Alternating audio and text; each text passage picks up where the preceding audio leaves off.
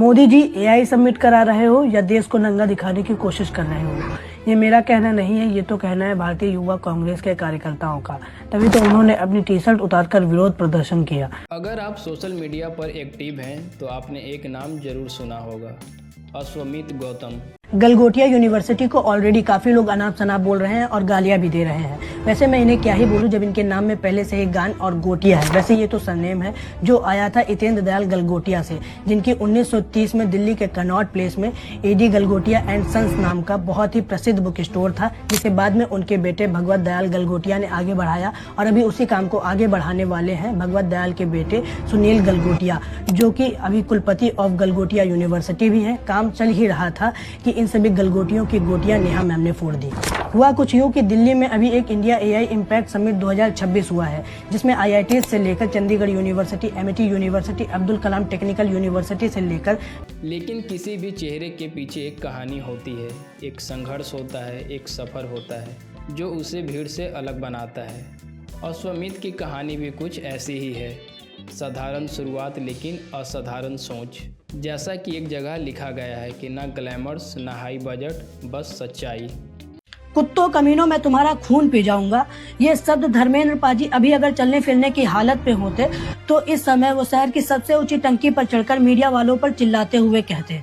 लेकिन ये बात अभी उल्टा हो गई है। चिल्लाते तो मीडिया वाले हैं अपने स्टूडियो में खबर सुनाते हुए, और ये उल्टी सीधी खबरें सुनाकर देश का खून भी पीते हैं। इन्हें न्यूज देने की इतनी जल्दी होती है कि ये सही गलत का एग्जामिन भी नहीं कर पाते हैं, और इनको हमेशा ये एक डर रहता है कि कहीं कोई दूसरा चैनल इनसे पहले इनसे ज्यादा टीआरपी ना ले जाए। इसीलिए ये समय समय पर तमाम झूठी खबरें फैलाते रहते हैं।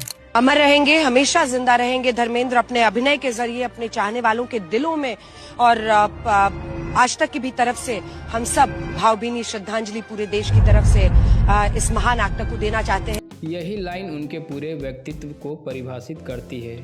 आज जब सोशल मीडिया पर दिखावे, ट्रेंड और क्वालिटी की दौड़ लगी हुई है, वहाँ अश्वमीत ने सच्चाई को अपना हथियार बनाया। उन्होंने कभी महंगे सेटअप या बड़ी टीम का इंतजार नहीं किया। एक मोबाइल कैमरा, साफ नीयत और देश के लिए कुछ करने का जज्बा, यही उनका असली बैकग्राउंड था। अश्वमीत किसी बड़े राजनीतिक परिवार या मीडिया हाउस से नहीं आए। वह उसी भीड़ का हिस्सा थे जो रोज़मर्रा की ज़िंदगी में अपने सपनों से जूझती है। लेकिन फ़र्क बस इतना था कि उन्होंने चुप रहना स्वीकार नहीं किया। कम उम्र में ही उन्होंने देश, समाज और संविधान को समझना शुरू किया। जहां बाकी लोग ट्रेंडिंग गानों पर रील बना रहे थे, वहां वो युवाओं को जागरूक करने की बात कर रहे थे। उनकी उम्र भले ही कम हो लेकिन सोच गहरी है। जैसा कि कहा गया है कि आप इनके कद और उम्र पर मत जाइए। जितनी कम उनकी उम्र है उससे कई ज़्यादा बड़ी उनकी हिम्मत है। यही हिम्मत उन्हें अलग बनाती है। वे बड़े बड़े मुद्दों पर बोलते हैं, बिना डरे, बिना रुके। सोशल मीडिया पर सच बोलना आसान नहीं होता। आलोचना, ट्रोलिंग, विरोध, यह सब हर उस व्यक्ति के हिस्से में आता है जो भीड़ के खिलाफ खड़ा होता है। अश्वमीत ने भी यह सब झेला। कई लोगों ने कहा कि ये लड़का अभी छोटा है, इसे क्या पता राजनीति क्या होती है। लेकिन उन्होंने जवाब बहस से नहीं, कंटेंट से दिया। उन्होंने हर वीडियो में तथ्यों के साथ बात रखी। उनकी आवाज़ में गुस्सा नहीं, सच्चाई होती है। उनकी भाषा में कटुता नहीं, स्पष्टता होती है। और यही कारण है कि लोग उन्हें क्रिएटर नहीं बल्कि अपना लड़का मानते हैं। अश्वमीत की असली सफलता उनके फॉलोअर्स की संख्या नहीं है, बल्कि वह भरोसा है जो लोगों ने उन पर किया है। उनकी हर रील में एक संदेश होता है, जागो, सोचो, सवाल करो। वह सिर्फ खबर नहीं बताते, वह सोचने का नज़रिया देते हैं। धीरे धीरे उनकी आवाज़ दूर तक पहुंचने लगी। लोग उनकी बातों को शेयर करने लगे। युवाओं ने उन्हें अपना प्रतिनिधि मानना शुरू कर दिया। और फिर वह समय आया जब बड़े बड़े क्रिएटर्स ने भी उन्हें नोटिस करना शुरू किया। यह सवाल बहुत लोगों के मन में आता है, आखिर बड़े और एस्टेब्लिश क्रिएटर अश्वमीत को फॉलो क्यों करते हैं?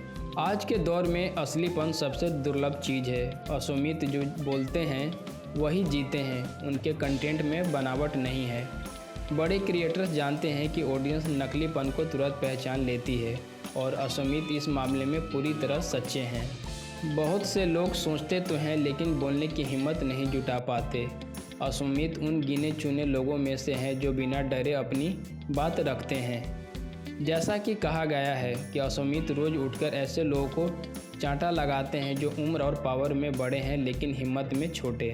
यह लाइन प्रतीक है उस साहस की जो उन्हें खास बनाता है। अश्वमित की भाषा किताबें वाली नहीं, ज़मीन से जुड़ी होती है। वह कठिन विषयों को आसान शब्दों में समझाते हैं। यही वजह है कि युवा उन्हें जुड़ाव महसूस करते हैं। बड़े क्रिएटर्स जानते हैं कि जो व्यक्ति युवाओं का विश्वास जीत लेता है वह भविष्य की दिशा तय कर सकता है। वह सिर्फ आलोचना नहीं करते, समाधान भी बताते हैं। वह सिर्फ समस्या नहीं दिखाते, उम्मीद भी जगाते हैं। उनका राष्ट्र प्रेम आक्रामक नहीं, प्रेरणादायक है। वह लोगों को बांटते नहीं, जोड़ते हैं। अश्वमित की रील्स देखने के बाद सिर्फ जानकारी नहीं मिलती, एक ऊर्जा मिलती है। कई युवा कहते हैं कि उनकी बातों ने उन्हें पढ़ने, समझने और देश के लिए कुछ करने की प्रेरणा दी। यही किसी भी कंटेंट क्रिएटर की सबसे बड़ी उपलब्धि होती है, जब उसका कंटेंट किसी की सोच बदल दे। वह साबित करते हैं कि बदलाव के लिए उम्र बड़ी नहीं, इरादा बड़ा होना चाहिए। वह दिखाते हैं कि सोशल मीडिया सिर्फ एंटरटेनमेंट का साधन नहीं, जागरूकता का मंच भी हो सकता है। अश्वमित गौतम भीड़ में शामिल होने नहीं आए, बल्कि भीड़ को दिशा देने आए हैं।